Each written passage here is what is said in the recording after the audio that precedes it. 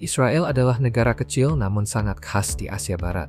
Dengan luas hanya 20.770 km persegi dan populasi sekitar 9,7 juta jiwa, tingkat kemakmurannya terasa tidak terduga.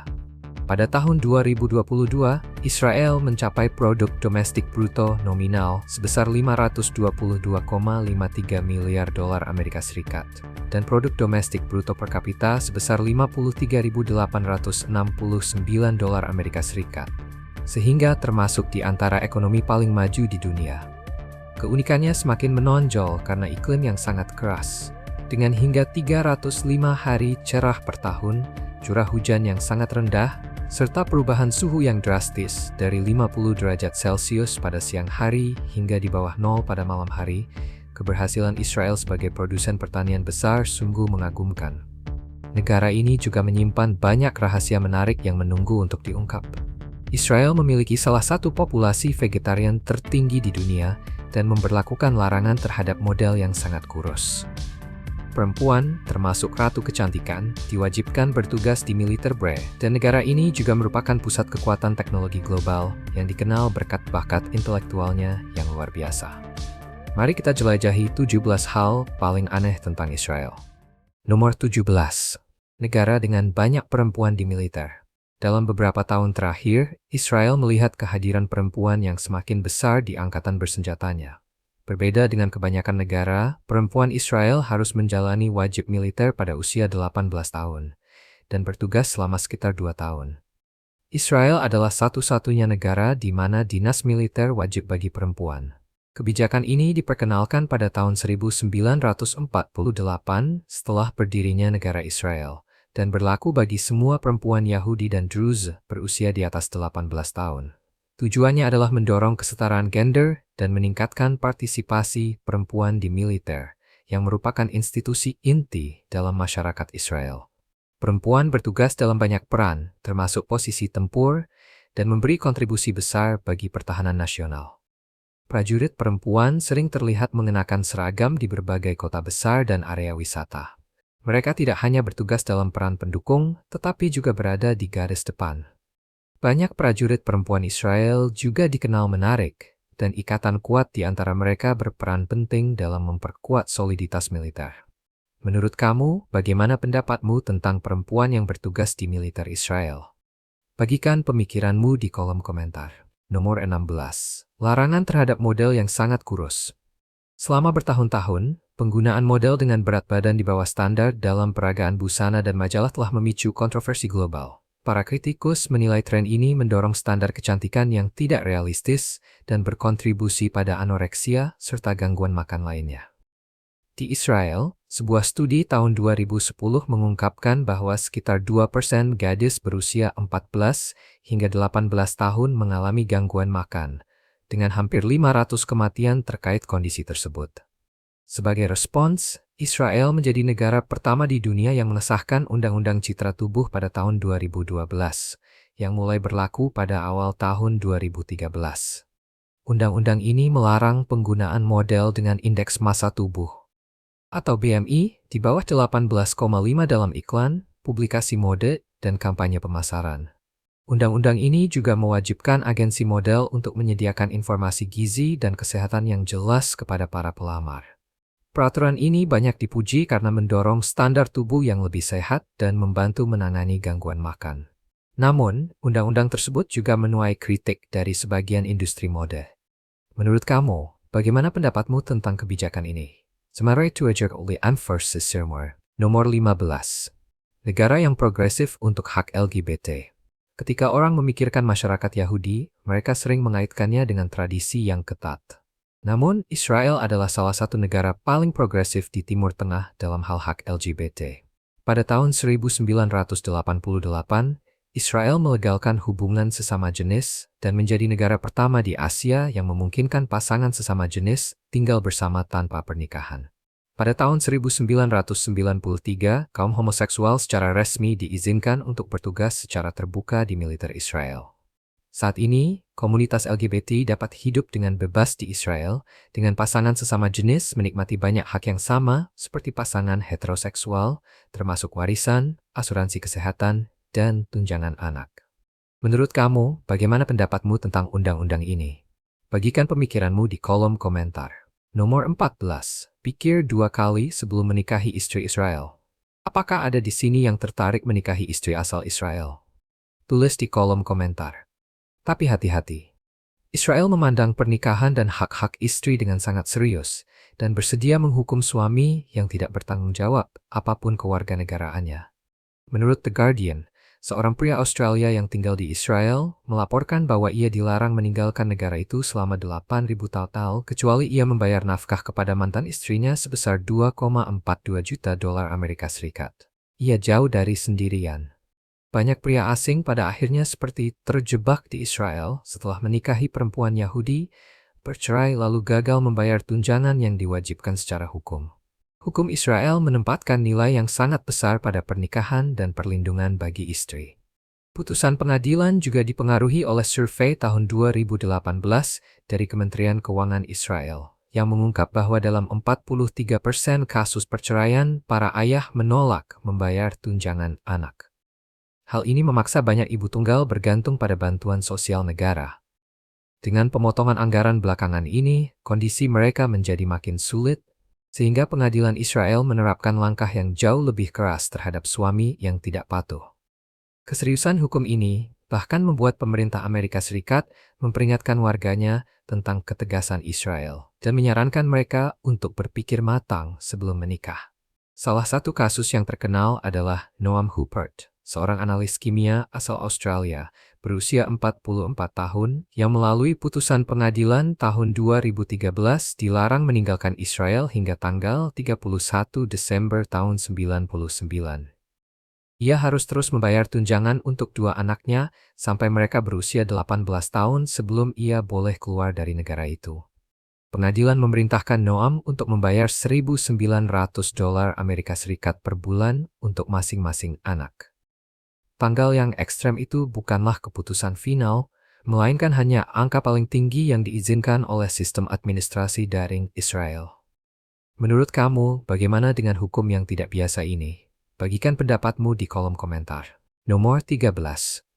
Ayam telanjang yang unik. Memelihara ayam pedaging di iklim panas biasanya membutuhkan sistem pendingin yang mahal untuk mengatur suhu. Untuk mengurangi penggunaan energi dan biaya peternakan, para ilmuwan Israel mengembangkan solusi yang tidak biasa, ayam yang tidak menumbuhkan bulu. Menurut Oddity Central, ahli genetika Israel sekaligus pakar unggas, Avigdor Kahaner, dianggap sebagai pencipta ayam telanjang. Meski banyak orang mengira ada rekayasa genetika, profesor dari Universitas Ibrani Yerusalem menyatakan bahwa ras ini dikembangkan melalui persilangan selektif antara varietas ayam berleher telanjang dan ayam pedaging standar. Diperkenalkan pada awal tahun 2000-an, ayam telanjang ini cepat menarik perhatian karena penampilannya yang aneh dan berbagai keuntungan yang dijanjikan, seperti konsumsi pakan yang lebih rendah, pertumbuhan lebih cepat, daya tahan panas yang lebih baik tanpa sistem pendingin, serta tidak perlu proses pencabutan bulu. Namun, di balik manfaatnya, ras ini juga memiliki kekurangan serius.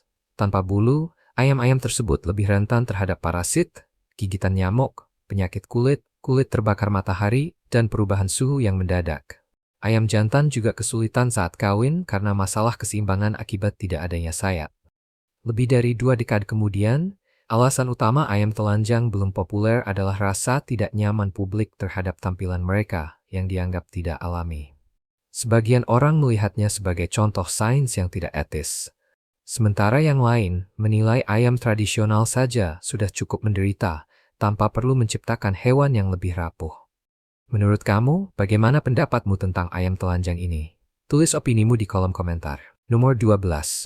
Kekuatan teknologi global. Saat orang memikirkan Israel, mereka sering membayangkan negara kecil dengan sumber daya alam yang terbatas, namun kekuatan teknologinya luar biasa.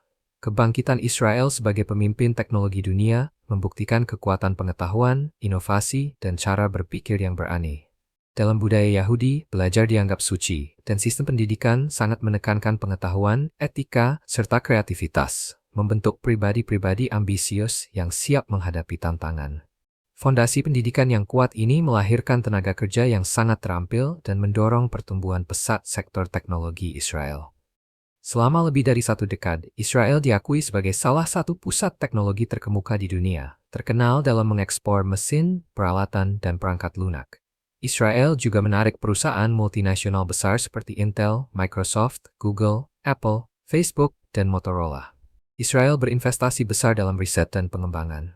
Pada tahun 2021, belanja untuk sains dan teknologi mencapai hingga 12% dari produk domestik bruto, tingkat tertinggi di dunia. Investasi ini mendorong terobosan besar di bidang keamanan siber, semikonduktor, telekomunikasi, layanan kesehatan, pertanian, dan energi terbarukan. Negara ini juga menjadi tempat lahir inovasi-inovasi penting yang berdampak pada dunia. Di antaranya Amdocs, yang menyediakan sistem manajemen untuk industri telekomunikasi, sistem pertahanan rudal Iron Dome, serta teknologi desalinasi canggih yang mengubah air laut menjadi air tawar, sehingga membantu mengatasi kekurangan air yang parah. Menurut kamu, bagaimana dengan pencapaian teknologi Israel? Bagikan pendapatmu di kolom komentar. Nomor 11. Gastronomi yang kaya. Saat membicarakan kuliner Israel, rasanya mustahil untuk tidak menyebut falafel yang terkenal. Dibuat dari kacang Arab yang digiling halus, dibumbui dengan cermat, lalu digoreng hingga renyah.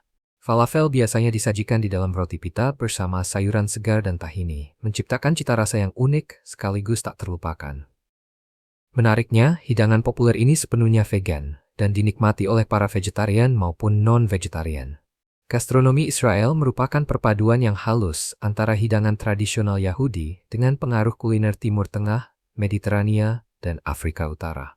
Perpaduan ini membuat para pengunjung bisa merasakan ragam rasa yang mengesankan, beragam, dan begitu khas. Bahan-bahan segar serta musiman memegang peran utama dalam masakan Israel. Hidangan lain yang juga menonjol antara lain hummus, olesan kacang Arab yang lembut dan sering disajikan dengan roti pita atau sayuran, serta shakshuka, hidangan hangat dan menenangkan berupa telur yang dimasak dalam saus tomat pedas, biasanya disantap bersama roti. Pengunjung juga sebaiknya menjelajahi budaya street food Israel yang semarak, ketika pasar-pasar yang ramai menawarkan santapan lezat dan terjangkau di setiap sudut. Nomor 10. Laut Mati Israel bukan hanya dikenal sebagai atap Timur Tengah, tetapi juga menjadi rumah bagi salah satu keajaiban alam paling ekstrem di planet ini, titik terendah di bumi. Terletak di perbatasan antara Israel, Yordania, dan tepi barat, Laut Mati, yang juga disebut Danau Garam, berada sekitar 403 meter di bawah permukaan laut, sehingga menjadi danau hipersalin terdalam di dunia. Sumber air utamanya adalah Sungai Yordan, dan yang menarik, air mengalir masuk ke Laut Mati, tetapi tidak pernah mengalir keluar. Di masa lalu, Laut Mati pernah mencakup area hingga 1050 km persegi. Namun karena penguapan yang sangat intens dan aktivitas manusia, permukaannya menyusut dengan cepat, dan kini hanya membentang sekitar 605 km persegi. Banyak orang keliru mengira nama Laut Mati berasal dari kisah-kisah Alkitab tentang tanah yang tenggelam dan kota-kota penuh dosa. Padahal, sebenarnya, nama itu mencerminkan kondisi alamnya. Karena Laut Mati tidak memiliki saluran keluar, penguapan membuat garam mineral menjadi sangat terkonsentrasi. Tingkat salinitasnya sekitar 8 kali lebih tinggi daripada lautan dunia, menciptakan lingkungan di mana tumbuhan dan hewan hampir tidak bisa bertahan hidup. Namun, justru ciri inilah yang memberi Laut Mati keunggulan unik, daya apung yang luar biasa. Entah kamu bisa berenang atau tidak, kamu akan selalu mengapung di permukaannya dan tidak akan tenggelam. Kamu tertarik mencoba berenang di sini? Tulis pendapatmu di kolom komentar.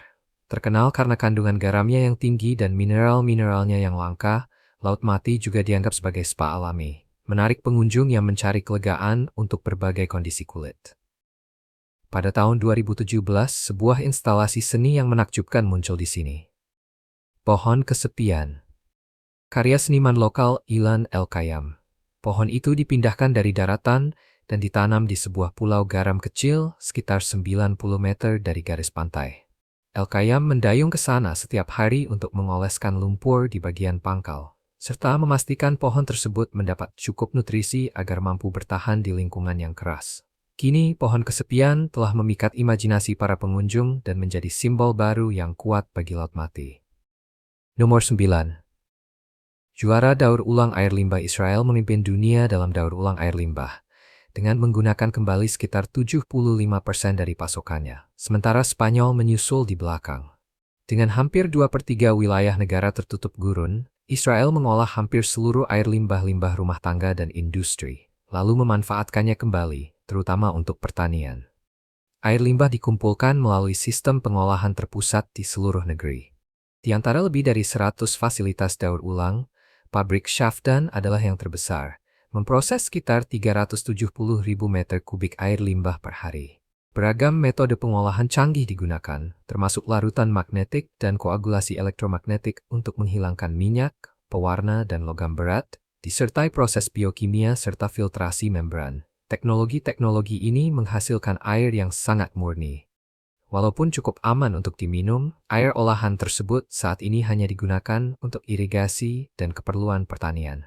Pada tahun 2050, Israel memperkirakan bahwa peningkatan infrastruktur airnya akan membutuhkan sekitar 206 miliar shekel, atau kurang lebih 54,99 miliar dolar Amerika Serikat. Dengan rencana melibatkan perusahaan swasta dalam pendanaan maupun pengembangan teknologi. Nomor 8. Satu-satunya negara Yahudi di dunia, Israel didirikan sebagai negara merdeka, demokratis, dan beridentitas Yahudi pada tanggal 14 Mei 1948. Pada tahun 2023, jumlah penduduknya mencapai sekitar 9,7 juta jiwa, dengan penduduk Yahudi sekitar 74,8%. Warga Arab, terutama Palestina, mencakup sekitar 20,8%, sementara kelompok lainnya mewakili sisa 4,4%. Hal ini menjadikan Israel satu-satunya negara di dunia di mana orang Yahudi merupakan mayoritas. Bangsa Yahudi telah mempertahankan keterikatan dengan tanah Israel selama lebih dari 3.800 tahun, membentuk salah satu hubungan berkelanjutan terpanjang antara suatu bangsa dan suatu wilayah. Bahkan setelah kehancuran Bait Suci pertama oleh bangsa Babilonia dan Bait Suci kedua oleh bangsa Romawi, peristiwa yang menyebabkan pengasingan hampir 99% penduduk Yahudi, sekitar 1% tetap tinggal di tanah tersebut. Berbeda dengan banyak bangsa kuno lain yang terusir dan tidak pernah kembali, bangsa Yahudi menjadi pengecualian dalam sejarah. Mereka bukan hanya kembali, tetapi juga membangun kembali negara mereka sendiri yang kini dikenal sebagai negara Israel. Meski tersebar di berbagai belahan dunia, iman yang sama dan rasa persatuan memungkinkan bangsa Yahudi untuk berkumpul kembali pada era modern. Bagi banyak orang, hal ini membuat Israel menjadi salah satu negara paling menginspirasi di dunia, sekaligus pengingat kuat untuk tidak pernah menyerah. Namun, kembalinya mereka juga menjadi inti dari konflik keagamaan dan sengketa wilayah yang masih berlangsung antara orang Yahudi dan warga Palestina. Kedua pihak sama-sama mengklaim ikatan sejarah yang sangat mendalam dengan kawasan ini, dan memandang pihak lain sebagai pendudukan, sehingga konflik ini menjadi salah satu yang paling rumit dan paling bertahan lama dalam sejarah modern. Nomor 7. Metro terpendek di dunia. Carmelit, yang juga dikenal sebagai Metro Haifa, adalah letak bawah tanah unik yang berada di Haifa, Israel, menghubungkan Gunung Karmel dengan pusat kota. Sistem ini memiliki nilai sejarah kuat sebagai transportasi bawah tanah tertua di Timur Tengah dan menjadi satu-satunya metro di Israel hingga kereta lintas ringan Tel Aviv dibuka pada tahun 2023. Meski begitu, Carmelit paling terkenal karena menyandang gelar metro terpendek di dunia. Layanannya hanya mengoperasikan 4 rangkaian kereta, melayani 6 stasiun, dan melewati satu terowongan sepanjang hanya 1,8 km. Dibangun di jalur pegunungan yang curam, keretanya memiliki lantai yang miring secara permanen untuk menyesuaikan perbedaan ketinggian 264 meter antara stasiun pertama dan stasiun terakhir. Saat ini, Carmelit tidak terlalu banyak digunakan karena kepadatan penduduk di sekitar stasiunnya relatif rendah. Walaupun rencana perpanjangan jalur sempat diajukan, keterbatasan dana membuat proyek-proyek tersebut terhenti. Alhasil, Carmelit pun terus mempertahankan rekornya sebagai sistem metro terpendek di bumi. Nomor 6. Kota vegan terbesar di dunia. Siapapun yang pernah berkunjung ke Tel Aviv sering menyadari bahwa veganisme di sana bukan sekadar pola makan, melainkan gaya hidup. Produk susu dan olahan hewani perlahan makin jarang terlihat, digantikan oleh kuliner Mediterania yang kaya buah-buahan, sayuran, dan bahan-bahan segar. Jika Israel dianggap sebagai bangsa vegan, maka Tel Aviv tanpa ragu adalah ibu kotanya. Kota ini menjadi rumah bagi ratusan restoran vegan, membuat kuliner berbasis nabati berkembang pesat, dan Tel Aviv pun secara konsisten masuk daftar kota paling ramah vegan di dunia. Survei terbaru menunjukkan bahwa hampir 15% warga Israel adalah vegetarian, dan lebih dari 5% adalah vegan, menjadikan Israel memiliki populasi vegan per kapita tertinggi di dunia. Salah satu spot vegan paling terkenal di Tel Aviv adalah Miss Kaplan, yang sangat dikenal dengan hotdog wortelnya. Di seluruh kota, kios makanan dan restoran menawarkan ragam menu vegan yang kreatif, lezat menggugah selera secara visual. Penulis kuliner Karen Brown, yang tinggal di Tel Aviv selama 3 tahun, menggambarkan veganisme di sana sebagai gaya hidup sejati, dengan produk hewani yang semakin banyak digantikan oleh makanan Mediterania berbasis tumbuhan. Tel Aviv dikenal luas sebagai kota dengan jumlah vegan terbanyak di dunia, dengan lebih dari 400 restoran vegan. Kebanyakan tempat makan juga menyediakan pilihan vegan, dan kota ini turut mendukung peternakan yang didedikasikan untuk menyelamatkan serta merawat hewan. Menurut kamu, bagaimana tentang surga vegan ini? Bagikan pendapatmu di kolom komentar. Nomor 5. Mencium tanah saat tiba di Israel. Ketika orang Yahudi tiba di Israel, banyak yang mengekspresikan rasa hormat yang sangat dalam dengan menunduk lalu mencium tanah. Gestur sederhana namun kuat ini memiliki makna spiritual yang mendalam, melambangkan ikatan abadi antara bangsa Yahudi dan tanah air mereka. Tradisi ini sudah ada sejak ribuan tahun lalu dan mencerminkan rasa memiliki serta pengabdian yang kuat. Praktik ini dicatat oleh seorang rabi Yahudi terkemuka dalam Mishneh Torah, dengan merujuk pada sumber-sumber Alkitab yang berbicara tentang memuliakan batu-batu dan debu tanah tersebut. Mencium tanah melambangkan kesetiaan, cinta, dan penghormatan kepada Israel, yang diyakini orang Yahudi sebagai tanah suci yang diberikan kepada mereka oleh Tuhan, dan yang wajib mereka lindungi serta jaga kelestariannya. Saat ini, mencium tanah bukan hanya ritual keagamaan kuno, tetapi juga simbol identitas yang tetap hidup.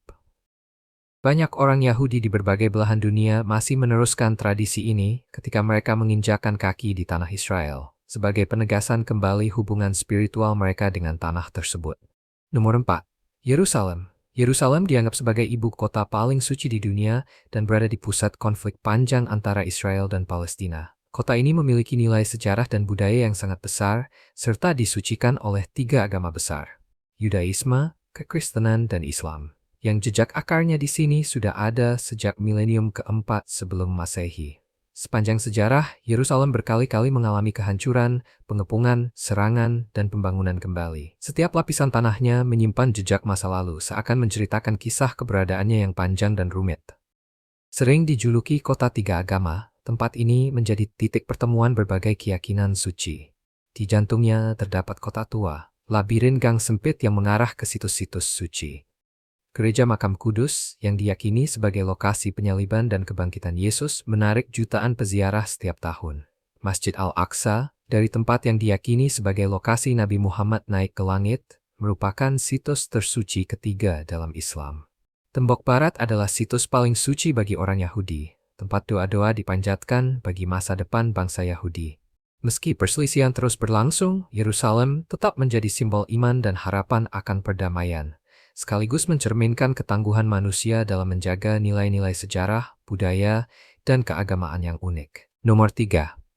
Negeri dengan topografi seluas satu benua. Meski ukurannya kecil, hanya sekitar 470 km dari utara ke selatan dan 135 km dari timur ke barat, Israel menampilkan keragaman lanskap yang luar biasa, seakan memiliki geografi seluas satu benua. Di dalam perbatasannya terdapat dataran rendah, dataran tinggi, pegunungan, dan gurun, membentuk mozaik alam yang memukau. Di sepanjang pesisir Laut Mediterania terbentang dataran pantai, wilayah paling padat penduduk di Israel. Kawasan ini menjadi rumah bagi kota-kota modern, pelabuhan laut dalam, pusat-pusat wisata utama, pantai pasir putih yang panjang, serta lahan subur yang membentang ke pedalaman, mendukung pertanian sekaligus pariwisata. Israel bagian utara didominasi wilayah pegunungan, termasuk dataran tinggi Golan dan Galilea. Dataran tinggi Golan yang terbentuk oleh aktivitas vulkanik jutaan tahun lalu, menjulang hingga ketinggian rata-rata sekitar 1000 meter dan memiliki tebing-tebing dramatis. Galilea, dengan pegunungan batu kapur dan dolomitnya, memiliki puncak tertinggi Israel, yaitu Gunung Meron, dengan ketinggian 1208 meter. Di antara wilayah-wilayah ini terbentang lembah Yisrael yang subur, dilintasi sungai Yordan, dan dikenal dengan pemandangan alamnya yang indah. Mencakup lebih dari setengah wilayah negara, Gurun Negev adalah kawasan terbesar sekaligus yang paling jarang penduduknya di Israel. Didominasi bentang alam batu pasir, daerah ini kurang cocok untuk pertanian, tetapi menyimpan formasi geologi yang unik, termasuk kawah-kawah erosi alami. Keragaman medan ini memberi Israel keuntungan besar dalam pariwisata, pengembangan ekonomi, dan pertahanan nasional. Dataran pantai mendukung pertanian dan industri. Wilayah pegunungan menarik wisatawan dengan udara yang lebih sejuk serta panorama, dan Gurun Negev berperan penting untuk pengujian teknologi serta perencanaan strategis. Nomor 2. Salah satu pelabuhan tertua di dunia terletak di sebelah selatan Tel Aviv. Pelabuhan kuno Jaffa dianggap sebagai salah satu pelabuhan laut tertua di dunia. Tempat ini dihuni oleh beragam komunitas Muslim, Kristen, dan Yahudi yang membentuk mozaik budaya yang hidup dan bertahan sepanjang waktu. Bukti arkeologi dan catatan kuno menunjukkan bahwa Jaffa telah berfungsi sebagai pelabuhan laut selama lebih dari 7.000 tahun, bahkan lebih tua daripada Mesir kuno. Kota ini disebut dalam banyak sumber sejarah, termasuk Alkitab Ibrani dan tulisan sejarawan Yahudi Flavius Josephus. Sepanjang sejarah, Jaffa memainkan peran penting dalam warisan Yahudi dan menjadi latar berbagai peristiwa besar, termasuk pemberontakan Yahudi pertama melawan kekuasaan Romawi. Saat ini, Jaffa masih menjaga pesona masa lalunya yang kuno. Aktivitas penangkapan ikan tradisional tetap berlangsung di sepanjang pelabuhan, sementara kawasan ini juga menjadi marina yang ramai dan destinasi wisata favorit. Pengunjung sebaiknya menjelajahi kawasan tua Jaffa yang terkenal dengan rumah-rumah bata, jalan berbatu, serta gang-gang sempit yang berliku. Dulu merupakan pusat perdagangan yang berkembang pesat.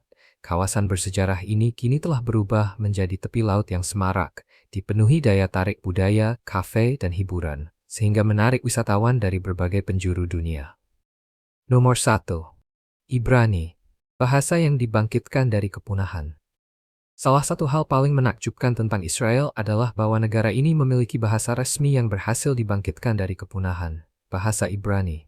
Dengan sejarah yang membentang lebih dari 3.000 tahun, bahasa Ibrani pernah menjadi bahasa sehari-hari masyarakat Yahudi selama berabad-abad.